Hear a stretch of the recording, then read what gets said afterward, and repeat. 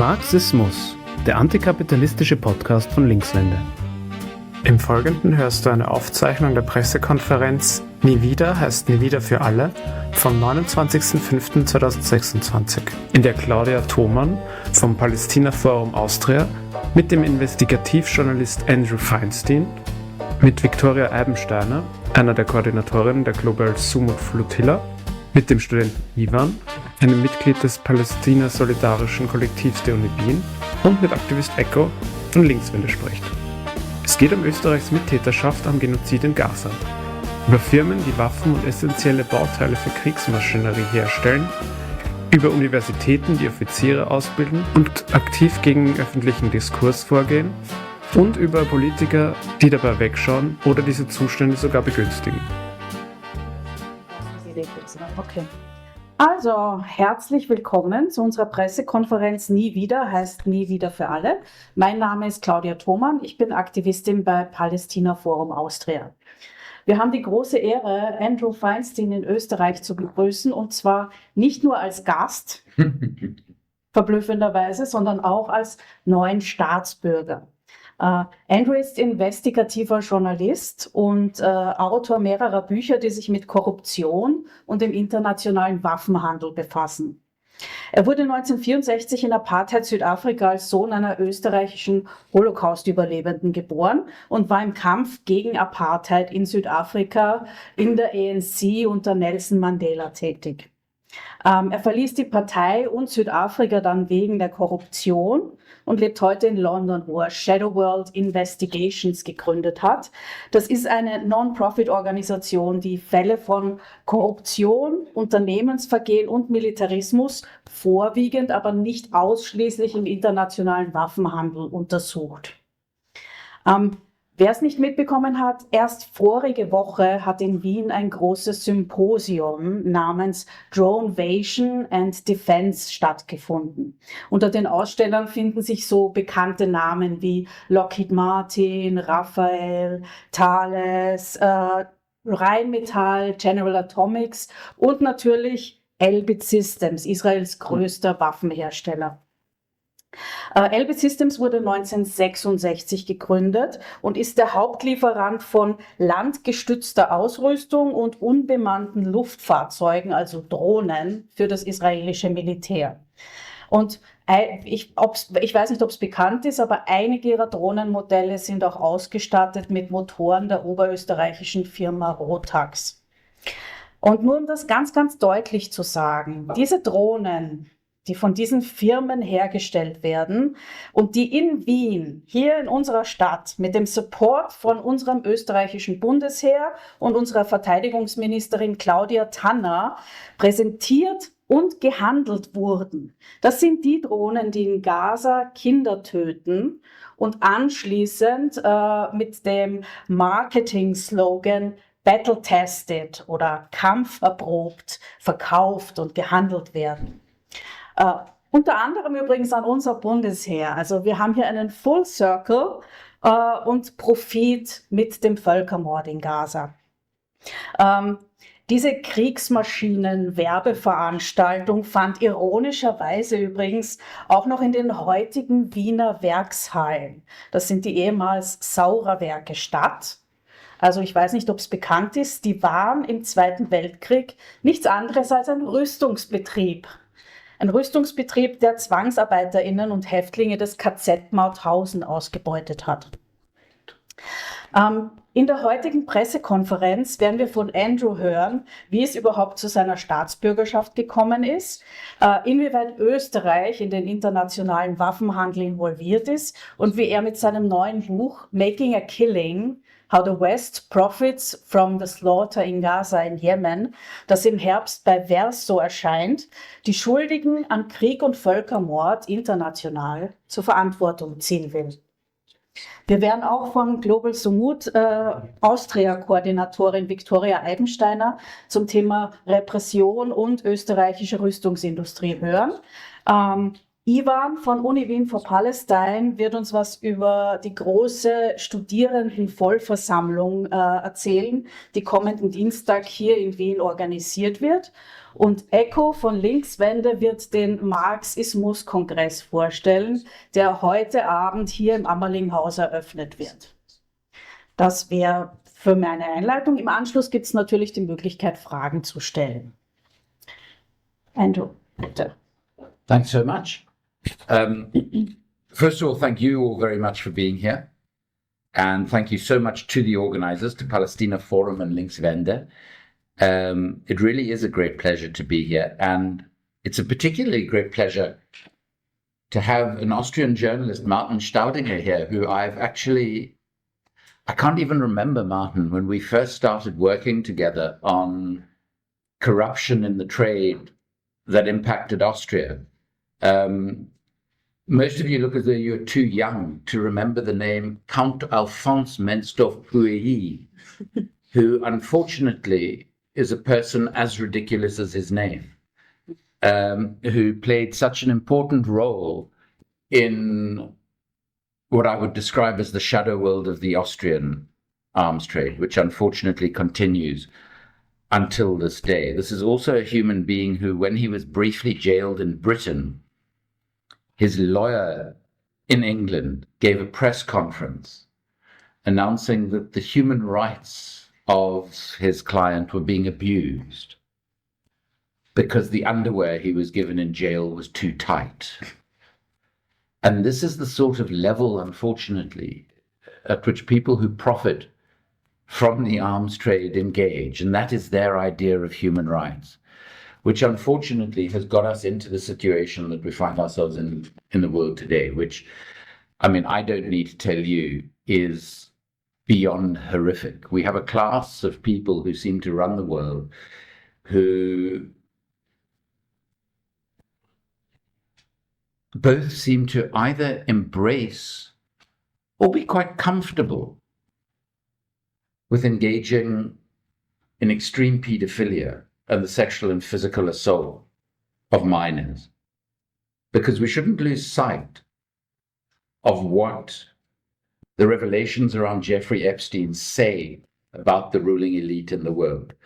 And you won't be shocked to hear that Epstein made a lot of money out of the weapons companies, because the sorts of things that he was engaged in, the way he did what he described as business, what most people understand as egregious crimes, were incredibly useful to the arms business, a business that counts its profits in billions and its costs in human lives.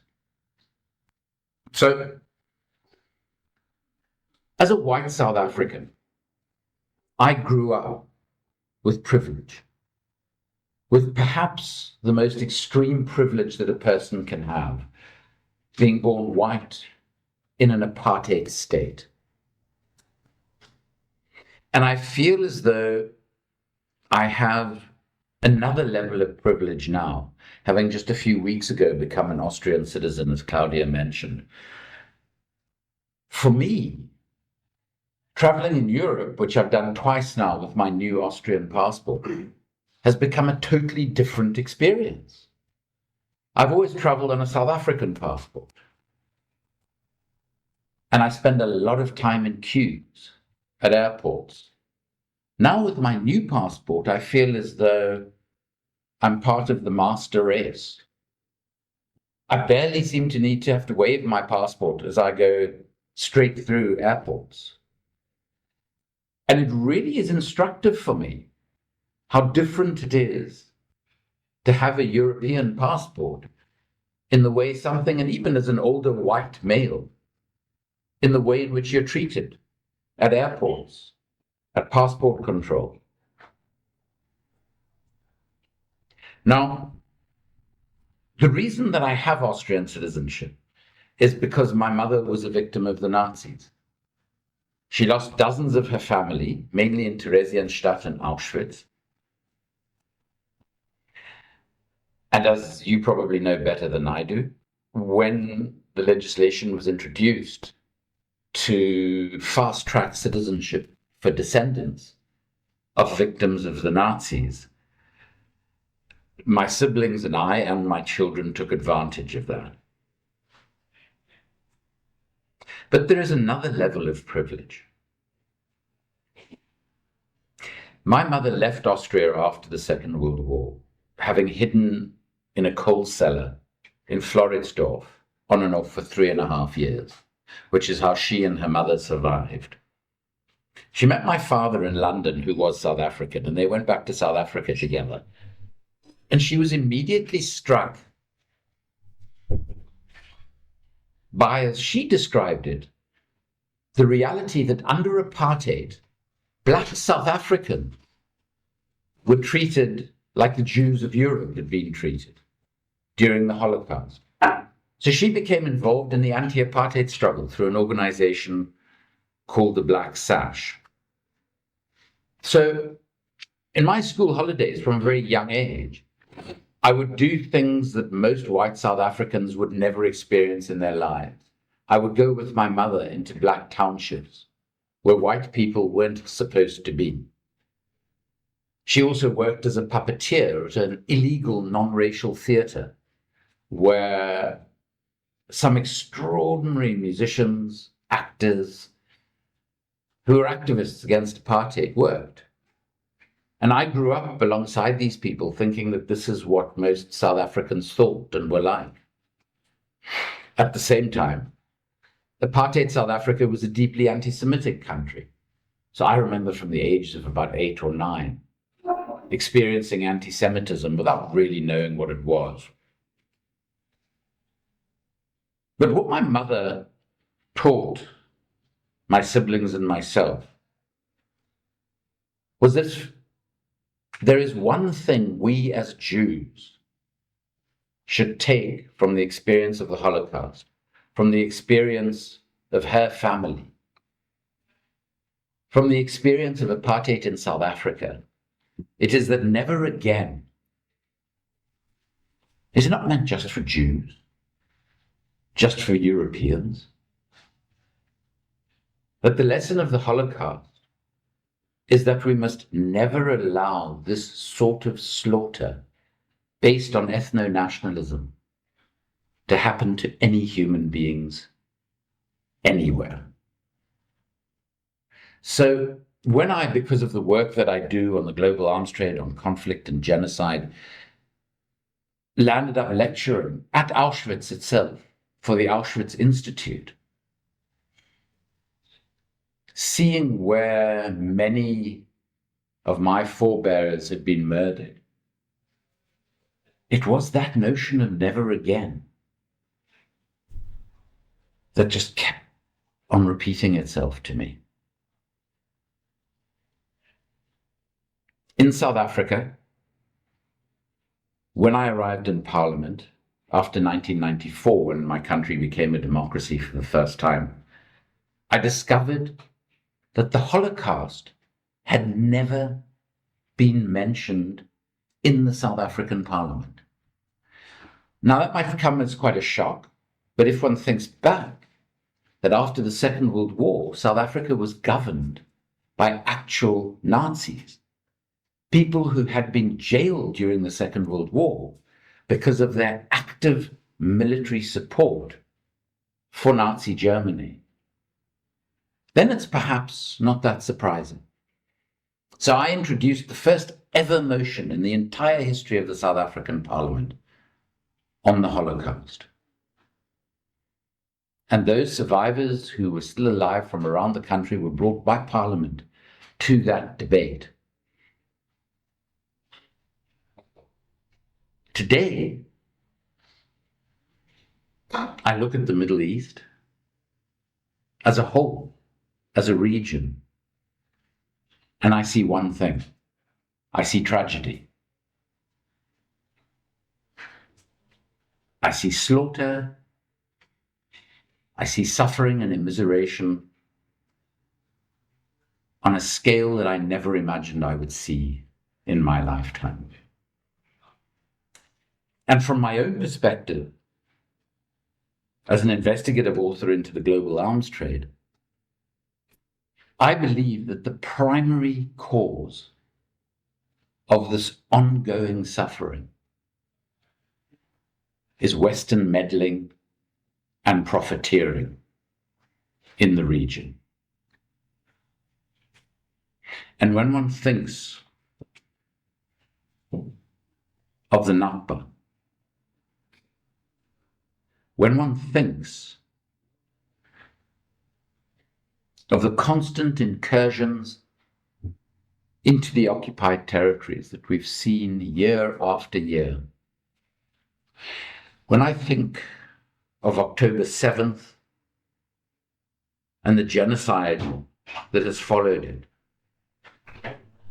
for just as I know, based on the very simple analysis of how the Rome statutes define apartheid, that Israel is an apartheid state, so I know that what is happening in Gaza is a genocide. And to deny that, I believe, should be a crime. And the reality is that Austria is complicit in this genocide. We'll hear more from Viktoria about Rotax, which plays such an important role in the key machinery of slaughter.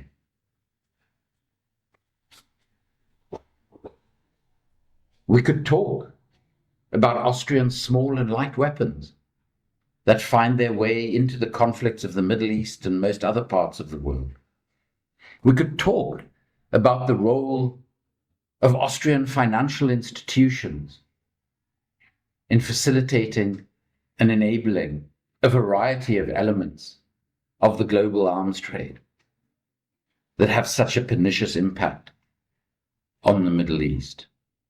And sadly, as a very new Austrian citizen, as I completed the manuscript of my latest book, which Claudia mentioned, when I identified those who have been profiting from the slaughter in Gaza and Yemen, Austria is there.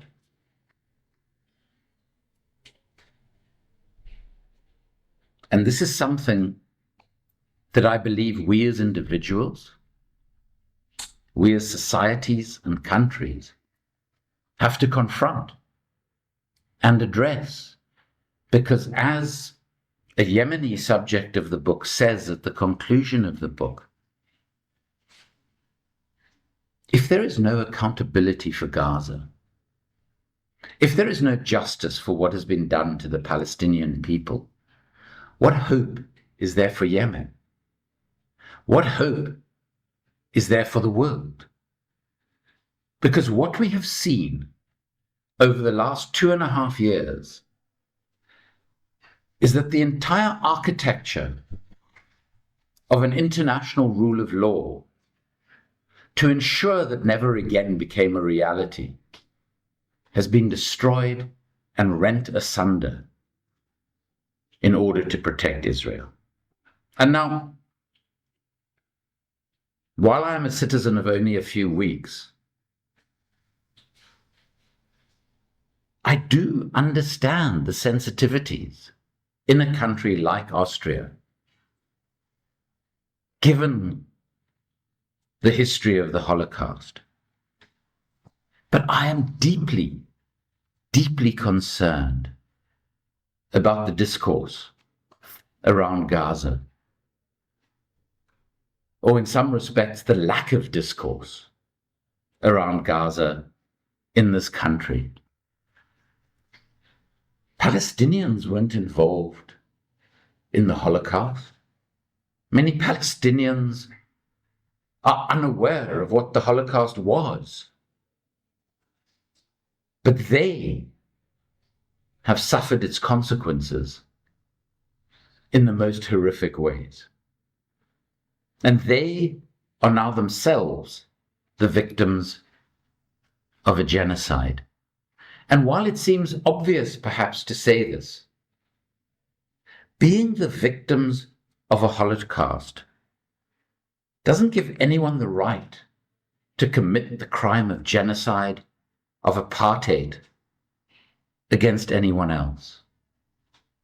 But crucially, to even be able to make that statement, it is incredibly important for me as a Jew to state what is blindingly obvious, that Israel doesn't represent all Jews, that there are hundreds of thousands, if not millions of Jews around the world and in Israel itself who are hugely critical of the state of Israel. And we have every right to be. And when I see some of the discourse in Germany, in Austria, and in the UK where I live, there is this notion that to criticize Israel is to criticize Jews, that somehow Israel does represent all of us and all Jews are supportive of the state of Israel. It is, in my opinion, deeply anti-Semitic and racist to assume this, as though any community, let alone Jews, all think with one mind about anything, is deeply, deeply offensive. But instead, this discourse has developed that to criticize Israel, even while it continues to commit a genocide during what some people try to claim is a ceasefire, which is nothing of the sort, that this somehow is anti-Semitic, that this somehow is racist. And what this weaponization and abuse of anti-Semitism has done is it has made the very real and urgent struggle against rising anti-Semitism, rising Islamophobia, and rising racism of every sort in the world makes it so much more difficult to confront and to defeat these sorts of evils. So finally, let me just end by saying, to extrapolate from my latest book, which I will hopefully bring to Austria in late September, what should Austria do at an historic moment like this, a moment of extreme ethno-nationalism, where Israel, unfortunately, often plays the role of the poster child of ethno-nationalism? And the irony of that being that there are some people who are incredibly supportive of the state of Israel who are actual anti-Semites. And this was brought home to me when the Capitol in Washington, D.C. was attacked a couple of years ago. And I remember seeing this photograph of one of the guys who'd invaded the Capitol wearing one of those T-shirts, 6 million was not enough, standing next to a comrade of his who was holding up a huge cardboard Israeli flag. And you think to yourself, what that image reflects is the total madness of the moment. So in Israel, in Austria, the obvious starting point is that there should be no arms trade with the state of Israel, either directly or indirectly. Austrian companies should not be selling engines for drones, small and light weapons, or any other components to the state of Israel, nor should they be buying from the state of Israel. The defeat of apartheid in South Africa was in large part brought about by boycott, divestment, and sanction.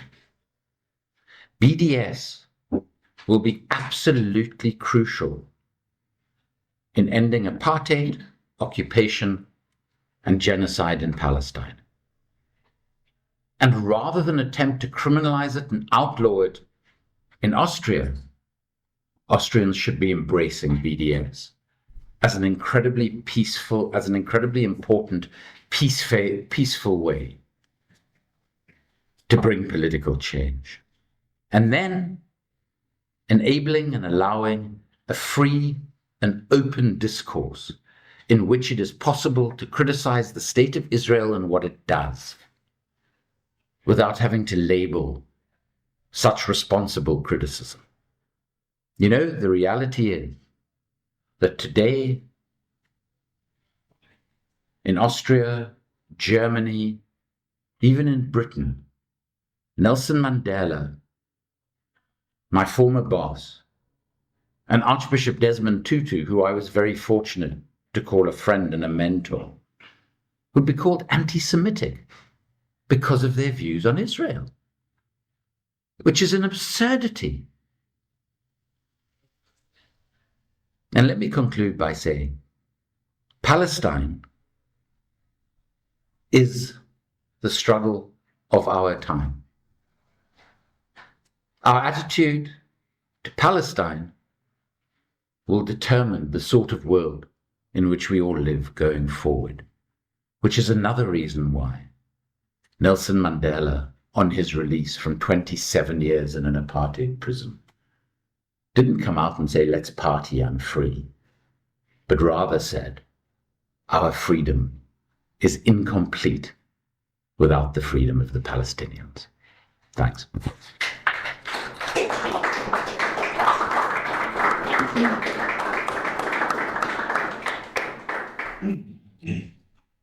Ja, ich werde da jetzt anschließen zur Rüstungsindustrie. Mein Name ist Viktoria Eibensteiner, ich bin Journalistin und Aktivistin und Sprecherin der österreichischen Delegation der Global Sumud Flotilla.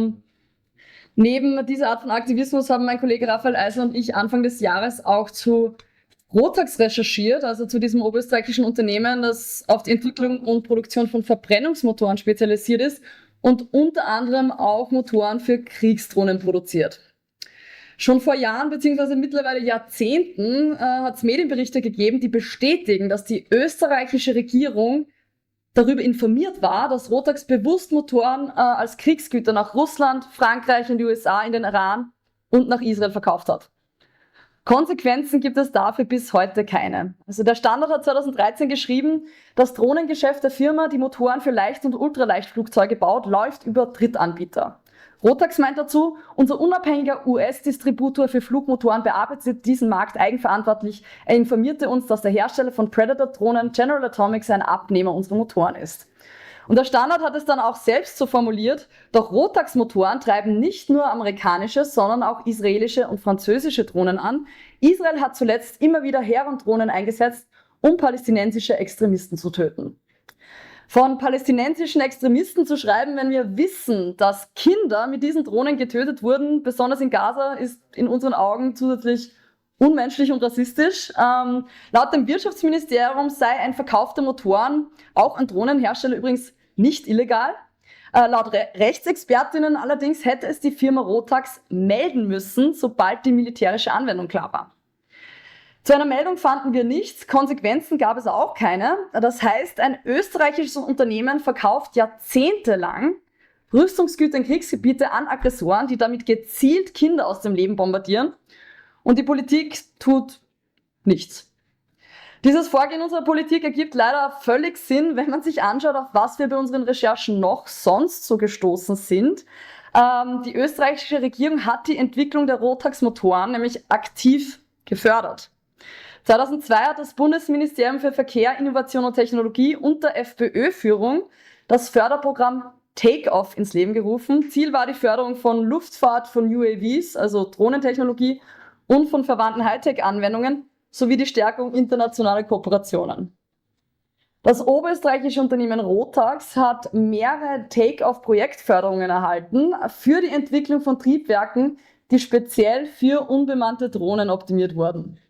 Von 2004 bis 2009 wurde unter der damaligen SPÖ-Bundesministerin Doris Bures die Entwicklung der Remote Engine Control for Piston Aircraft Engines, kurz REC, gefördert, die eine Schlüsseltechnologie für Kriegsdrohnen darstellt. 2010 hat Israel dann eine der ersten Drohnen mit Remote Engine Control vorgestellt und die wurde mit Rotax-Motoren betrieben, die Hermes 900. Aber wie lange genau hätte die österreichische Regierung schon darüber Bescheid wissen können, dass Rotax-Motoren für Kriegsdrohnen liefert? Eine Google-Suche reicht, um einen Produktbericht von Silver Arrow, also einer Tochterfirma des israelischen Unternehmens Elbit Systems, zu finden. Darin werden Rotax 914 Motoren bereits als Bestandteile der Drohne Hermes 1500 genannt.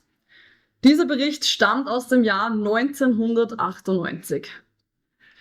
Mittlerweile gibt es eine Klage gegen Rotax. Das Einzige, was man in den Medien dazu findet, ist nur das Versprechen des ÖVP-Wirtschaftsministers Hartmannsdorfer, jenes Gesetz zu ändern, das Rotax mutmaßlich seit Jahrzehnten bricht. Österreich macht sich damit nicht nur aktiv an Kriegsverbrechen mitschuldig, sondern profitiert auch noch wirtschaftlich davon. Die Loyalität zu Israel und die dahinterstehenden Wirtschaftsinteressen scheinen für unsere politischen VertreterInnen über Menschenrechte und Völkerrecht zu stehen. Zum Genozid in Gaza wird weiterhin geschwiegen. Es gibt keine Sanktionen gegen Israel. Das EU-Assoziierungsabkommen besteht weiterhin. Aktivismus für Palästina wird kriminalisiert, diffamiert oder gewaltsam niedergeschlagen. Und österreichische Staatsangehörige können einfach so im Mittelmeer entführt werden, ohne dass es unsere Regierung großartig zu kümmern scheint. Wer hier nur zuschaut, macht sich mitverantwortlich. Das Leid und die Gewalt, die so viele Menschen weltweit ertragen müssen, werden nicht einfach so verschwinden. Den Frieden wird uns keiner schenken. Frieden muss hart erkämpft werden und dafür braucht es uns alle. Danke.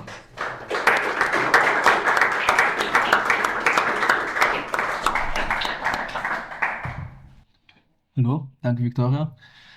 Mein Name ist Ivan. Ich bin Teil des Palästina-solidarischen Kollektivs der Uniwien, Uniwien for Palestine. Und wir setzen uns für eine palästina-solidarische und antimilitaristische Universität ein.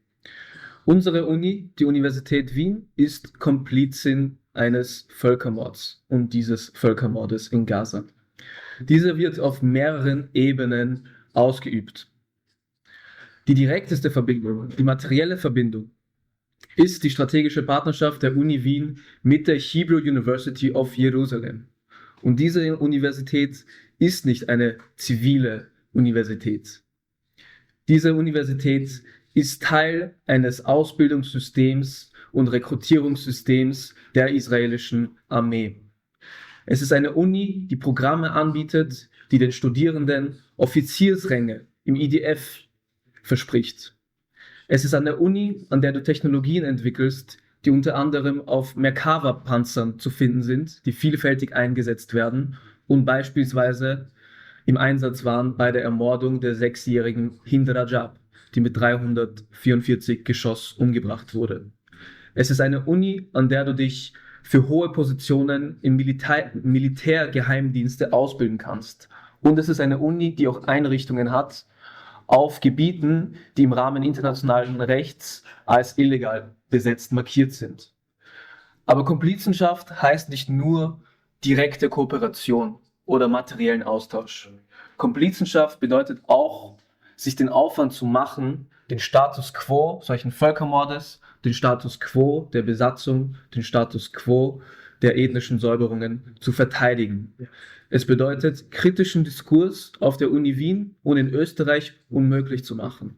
Es bedeutet, die Teilhabe an weitgehender Hetze gegenüber palästina-solidarischen Personen, Moslems und Palästinenserinnen. Hier ist es, in Wien nämlich, wo das Rektorat Veranstaltungen zum Thema Palästina abgesagt hat, mehrmals. Es ist hier, wo das einzige Statement, das aus den Räumen der Uni Wien kam, vom Rektorat willkürlich runtergenommen wurde. Dieses Statement wurde vom Institut der Kultur- und Sozialanthropologie veröffentlicht und nach nicht mal 72 Stunden hat das Rektorat befohlen, es runterzunehmen. Zu diesem Zeitpunkt waren bereits nach UN-Zahlen, das sind recht konservative Zahlen, bereits 10.000 Personen umgebracht worden im Gazastreifen und Universitäten wurden bereits zerbombt. Die Uni Wien also hat immer ihre Position verteidigt und zeigte Tag für Tag, dass sie klar an der Seite derjenigen steht, die ihr gegenüber in Palästina Rektore, Universitäten, Studierende und Dozentinnen massakriert und jegliches akademische Leben in Gaza zerstört. Das ist die historische Verantwortung, von der unser Rektorat spricht, wenn sie versucht, das zu verteidigen. Wir Studierende haben ein anderes Bild von dem, was historische Verantwortung bedeuten soll. Wir haben ein anderes Bild von dem, was freie Lehre bedeuten soll. Wir haben ein anderes Bild von dem, was Menschenrechte bedeuten soll und tatsächlich auch von dem, was internationales Recht bedeutet, so genau es auch definiert ist. Am 2. Juni, kommenden Dienstag um 14:15 Uhr, findet unsere Studierendenversammlung statt, an der wir unsere Interessen auf die Bühne bringen und der Universität vorstellen, als Studierende, die sich gegen die Komplizenschaft der Universität stellen. Die Studierendenversammlung ist ein Organ studentischer Selbstvertretung, ein demokratisches Organ. Es kann einberufen werden, wenn 1% aller aktiver Studierenden das unterschreibt. Unter dem Titel Palästina-Solidarität und Antimilitarismus in Praxis umsetzen haben über 1000 Studierende der Uniwien diese Petition unterschrieben. Binnen weniger Wochen und weniger Infotische, die unser Studierendenbündnis vor den Unigebäuden gemacht haben. Tausende Studierende fordern mit uns die Komplizenschaft der Universität Wien am Genozid und auch an der weitgehenden Militarisierung des Tages zu diskutieren und herauszufordern. Ergebnis dieser Diskussion wird der Beschluss von Forderungen sein, die an die Studierendenschaft und auch die Universität Wien getragen werden. Eine leitende und prinzipielle Forderung der Versammlung ist der sofortige Abbruch der Partnerschaft mit der Hebrew University of Jerusalem natürlich. Partnerschaften wie diese dienen nicht nur dem wissenschaftlichen Austausch, sondern primär dem Prestige, ein Gut, das für Universitätsleitungen von höchster Bedeutung ist. Und es dient auch der Integration von Universitäten in internationale akademische Netzwerke. Wir Studierende werden nicht zuschauen, wie ein Wissensinstitut in diese akademischen Netzwerke integriert wird. Eine Aufrechterhaltung solcher Partnerschaften signalisiert nur eines für Israel und ihre Wissenschaftsinstitute. Es signalisiert, dass wir in Europa und auch die Uni Wien, die größte Universität im deutschsprachigen Raum, keinerlei Ansprüche an niemanden setzt, wenn es darum geht, grundlegendes Völkerrecht zu respektieren. Wir haben keinerlei Ansprüche, wir haben kein Problem mit dem, was in Gaza passiert und kein Problem, dass dieses Institut Wissen und Soldatinnen für diesen Völkermord rekrutiert. Wir Studierende sind vom Prinzip der akademischen Solidarität überzeugt. So ist die Wissenschaft als ein allgemeines, kollektives, internationales und staatenloses Gut zu betrachten. Womit die Universitäten somit eine gegenseitige Verantwortung gegenüber Wissenschaftlern auf der allen Welt tragen, diese vor staatlichen Eingriffen und Angriffen anderer Art zu beschützen.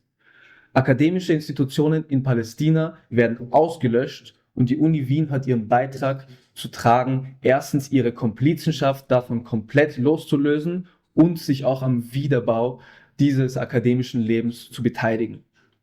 Kurz gehe ich auf diese Studierendenversammlung, wird auch andere Themen ansprechen, die wichtig sind heute. Wir sind natürlich gegen die Einschränkung der freien Lehre. Cops haben keinen Platz am Campus. Polizistinnen haben keinen Platz am Campus, auf Deutsch. Entfernt man sich vom deutschsprachigen Raum, ist es tatsächlich sehr unüblich, ein Tabu sogar, Polizistinnen auf Universitätscampus zu sehen. Sehr unüblich. Unser Rektorat hat bereits mehrere Male die Polizei gerufen, um protestierende Studierende gewaltvoll wegzutragen. Und sie ruft sie auch, wenn sogar normale Veranstaltungen auf der Uni Wien, wie letzten Donnerstag im Arkadenhof. Da waren auch 5 Polizisten, um ein Gespräch über Palästina zu patrouillieren. Ein Institut, das die freie Lehre respektiert, hat dafür Sorge zu tragen, dass Diskurse und Personen, die den Status quo herausfordern, von ihr geschützt werden, anstatt diese Diskurse selbst zu unterdrücken, im Namen des österreichischen Staates und des Imperialismus, dem wir uns eingliedern. Heute ist die Universität Wien selbst ein Instrument der Erzwingung des Status quo. des Status quo der Besatzung, des Kolonialismus, der Apartheid und auch dem Völkermord. Wir fordern auch die Einführung einer Zivilklausel, Forschung. Die Forschung soll sich entkoppeln von den Militarisierungstendenzen der heutigen Zeit und sich dazu verpflichten, nur für zivile Zwecke zu forschen. Wir fordern eine Runternahme der rassistischen Islamlandkarte. Diese wurde von der Dokumentationsstelle politischer Islam der grün-schwarzen Regierung ins Leben gerufen. Sie trägt zu der institutionellen Islamophobie Österreichs bei und erfüllt den Zweck, die muslimische Bevölkerung in Österreich unter Generalverdacht zu stellen. Die Uniwien soll sich auch gegen das Kopftuchverbot stellen. Zukünftige Lehrerinnen, die an der Universität Wien ausgebildet werden, sollten die Jugend bilden und nicht polizeiliche Aufgaben übernehmen, um muslimische Mädchen zu kontrollieren. Wir fordern noch gleiche Arbeits- und Studienbedingungen für Personen aus Drittstaaten. Wir sehen, dass diese in der Universität besonders vulnerablen Bedingungen ausgesetzt sind und sich Dozentinnen schwer es haben, in befristeten Positionen sich für Palästina auszusprechen. Ich wiederhole somit zum Schluss: Ein Institut, das die freie Lehre respektiert, dafür Sorge zu tragen, dass Diskurse und Personen, die den Status quo herausfordern, von ihr geschützt werden, anstatt sie selbst zu unterdrücken. Und mit der Studierendenversammlung werden wir diese Position von den Studierenden an die Universität tragen und an alle Studierenden Österreichs, die sich diesem Prinzip auch widmen müssen. Dankeschön. Danke.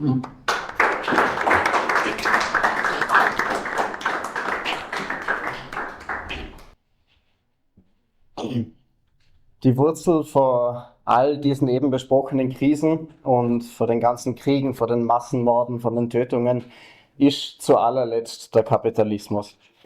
Der weltweite Drang zu immer mehr Produktion, immer mehr Kapital und immer mehr geopolitischem Einfluss führt merkbar zu mehr Kriegen, Krisen und Konflikten. Auch die Rechten wissen das und nutzen diese Krisendynamik ihrerseits aus, um die Grundlage für autoritäre und faschistische Diktaturen aufzubauen. In Österreich ist der erste Nationalratspräsident Walter Rosenkranz, ein deutsch-nationaler Burschenschafter, der erst gestern einen weiteren Burschenschafter in die Rolle vom Parlamentsdirektor gehievt hat, während parlamentarische Mitarbeiter von der FPÖ wegen Verbindungen zu den Identitären vom Verfassungsschutz beobachtet werden. Die Hetze von den Rechten zeigt Wirkung, auch über die FPÖ und über ihre Basis hinaus. Wir haben es gerade gehört: Kopftuchverbot, Klimawandelverharmlosung, Konzentrationslager für Geflüchtete, Grenzbewaffnung, Aufrüstung und atomare Drohungen, die am laufenden Band ausgesprochen werden.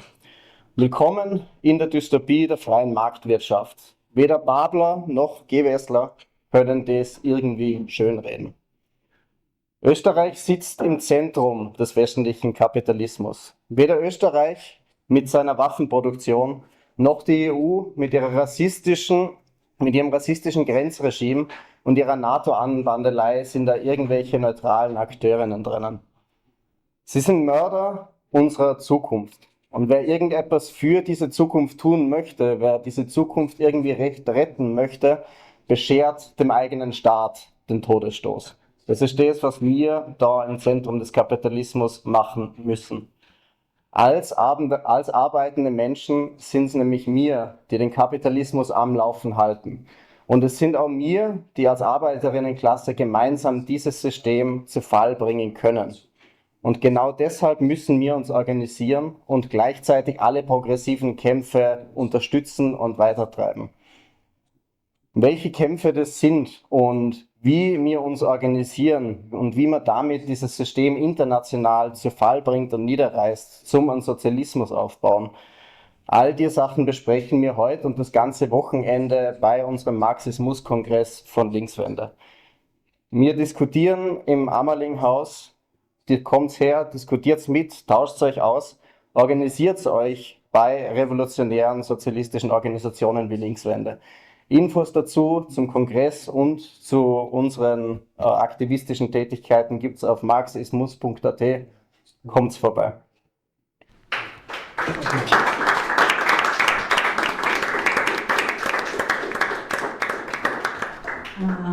Danke, Eko. Jetzt wäre eine Möglichkeit, noch Fragen an unsere Gäste zu stellen in der Pressekonferenz. Gibt es irgendwelche Fragen? Die Frage aus dem Publikum ist leider schlecht verständlich. Darum werde ich sie hier zusammenfassen. Es geht darum, welche Ähnlichkeiten und Parallelen es gibt zwischen dem Trauma des Holocausts von Juden und dem Genozid, der gerade am palästinensischen Volk begangen wird. It's an interesting point. I think in all of these horrific occurrences of mass trauma and suffering, there are obviously going to be a variety of structural and historical factors that are obviously profoundly different. And the way that people experience trauma is different. But of course, there are commonalities and similarities.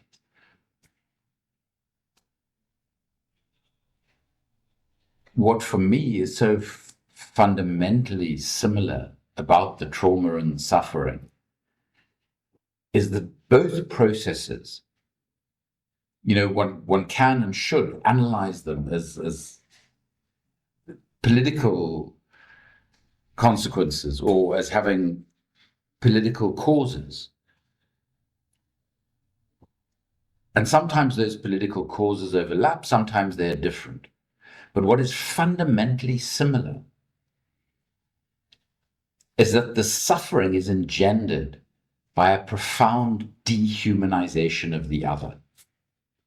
And it's obviously what we experienced in South Africa. Apartheid was only possible because a majority of white people in the country were convinced, ideologically, religiously even, but most importantly personally, that people of color were not human beings, that they were there to serve a superior people. And the thing that terrifies me most about Israel today is the extent of the dehumanization that has taken place. When one sees video and photos of Israeli families watching the destruction of communities, of towns, of villages, of cities, as entertainment, as sport, it really does echo for me similar things that happened in apartheid South Africa. The subject of this book that I've just finished, in Gaza, is a guy who lost 21 members of his family in the bombing of his family home. He lost another 8 members of his family in another incident. 21, 3 generations of his family in one particular bombing.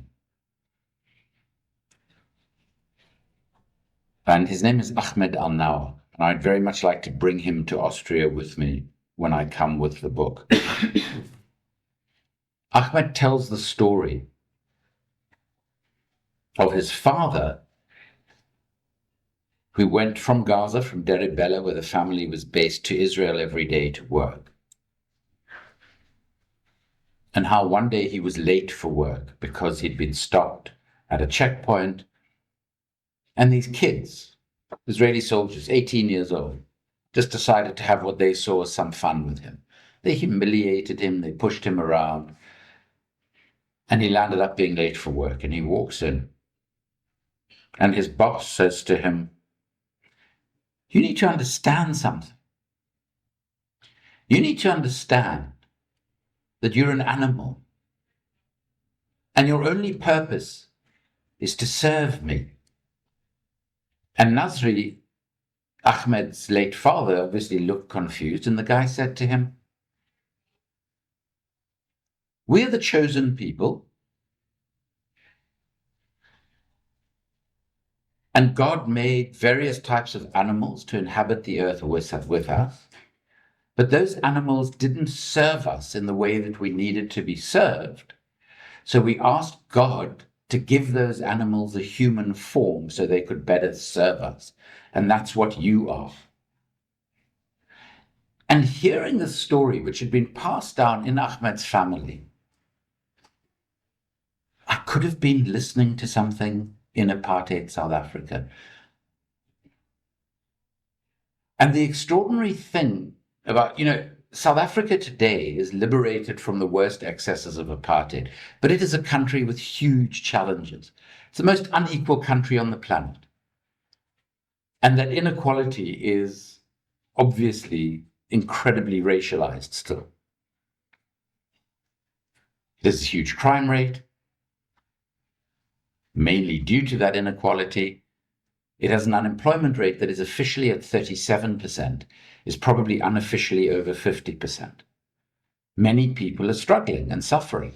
But the one thing that has happened in South Africa since 1994 is that people live together harmoniously and acknowledge each other on the whole. Of course, there are small minorities who don't, but on the whole, acknowledge each other as fellow human beings. So that the liberation of South Africa in 1994 was obviously primarily a liberation of Black South Africans, but it also liberated white South Africans from their extreme racism and dehumanization of the other.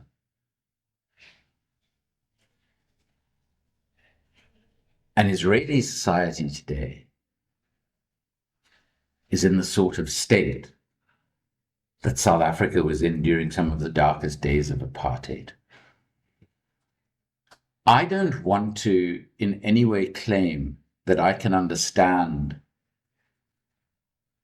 the trauma of Palestinian people. I'm not even sure that, despite my family history and the fact that my mother and I spoke about this a lot, that I even fully understand the trauma of the Holocaust. Not just, 6 million Jews slaughtered, but millions of other people slaughtered because of their supposed otherness. But what I do understand is the dehumanization at the roots of it. And I think as a consequence, that element of the trauma, being the victims of dehumanization, is probably similar and common, horrific as it is. Die jetzt gestellte Frage ist zusammengefasst, wie hoch man die Chancen einschätzt, dass unser derzeitig praktizierter Reformismus die Welt so verändern wird, dass sie in Zukunft nicht mehr vom Willen einiger weniger Mächtiger bestimmt wird. Yeah. So I'm 62 years old. And what is supposed to happen in the natural course of human life is that as one gets older, one is supposed to become more cautious, even conservative. I feel exactly the opposite. I mean, there might have been times in my life, especially when in government, because being inside government, being inside a parliament, I think it can blunt one's radicalism. It's something that I call the phenomenon of parliamentarianism, where you come to see parliament as the center of the universe, wherever you are. And it should be no such thing, in my opinion. It should be reflective and representative of the community. And I definitely think that my thoughts about humanity and the way in which we organize human life have actually radicalized, even though I started off at a fairly radical place, having joined in my teens a liberation movement that was committed to an armed struggle.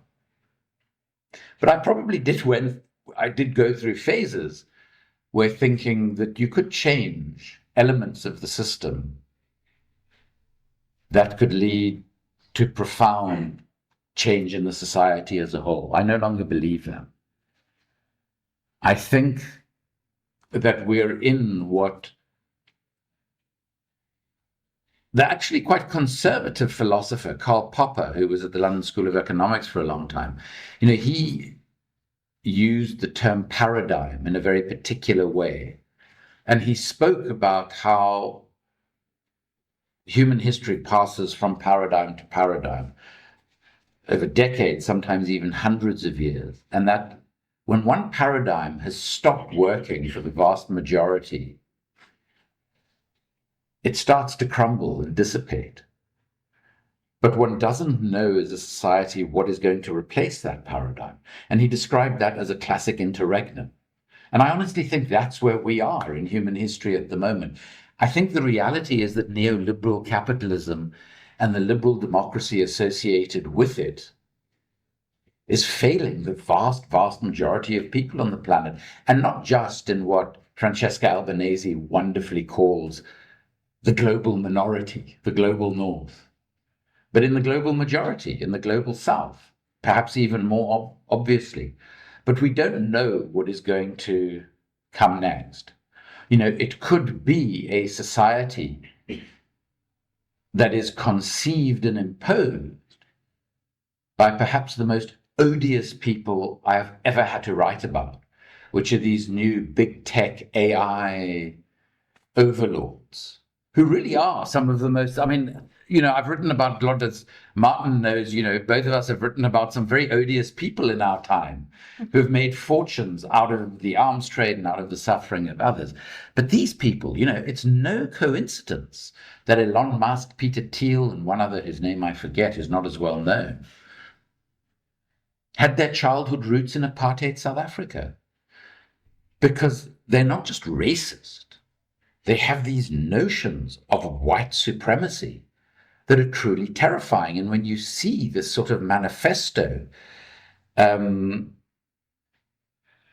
Thiel's organization Palantir recently put out, that it thought was this great enlightened statement as to what the world should look like in the future, and you actually read this thing and you think, bloody hell, these people want this sort of tech-driven world in which there is this tiny minority who dominate everybody else, and the technology is one of the mechanisms through which they do this.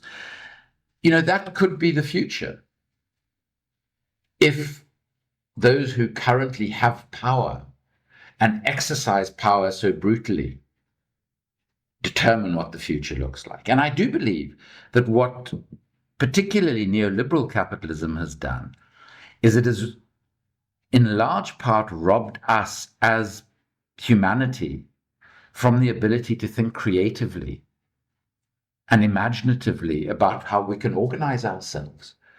But I think that this interregnum, what is, you know, that's the scary side of it. The exciting side of it is that we do have an opportunity to craft and frame something very different. And I don't regret many things, but one of the regrets I have, I don't know how many of you have heard of a thinker called David Graeber, who again, interestingly, was based at the London School of Economics. David was American, an extraordinary theoretician. He was an anthropologist who was doing a lot of work both reimagining or reinterpreting human history and reimagining what a human future could look like. And I think that is where the most important work needs to take place, so that our political struggles have some sort of a direction and a focus. I'm not smart enough to know what that direction and focus should be. I can enunciate certain principles that I think should be important to it, but I'm hoping that it's people a lot younger than me and a lot smarter than me do this work of figuring out what the future looks like. And I think that this horrible moment in which we're living, that the darkness of what we're seeing in Gaza and other parts of the world, like in South Africa, where we had this extreme authoritarian repression in the mid-1980s, within the darkness of that repression were just the little lights of what could come, which led to the end of certain of the fundamental features of apartheid. And I really hope that the darkness we're enveloped in now also has within it the lights of what the future could look like. And it ain't a reformist future. Seit neuestem kannst du dir revolutionären Journalismus direkt nach Hause bestellen. Falls du generell mehr zu Linkswende erfahren willst, abonniere unsere Social-Media-Kanäle und schau dich auf linkswende.org um. Wir sind ein antikapitalistischer Verein für Aktivistinnen und Aktivisten. Wenn du Zuversicht tanken möchtest, lege ich dir den jährlich nach dem 1. Mai stattfindenden Marxismus-Kongress nahe. Schau einfach auf der Homepage, ob das genaue Wochenende bereits bekannt ist. Sobald du bei uns aktiv werden willst, melde dich einfach bei uns. Wir sehen uns auf der nächsten Demo. Marxismus von Linkswende. Radikal und selbstbewusst links. Völker, hört die Signale, auf zum letzten Gefecht.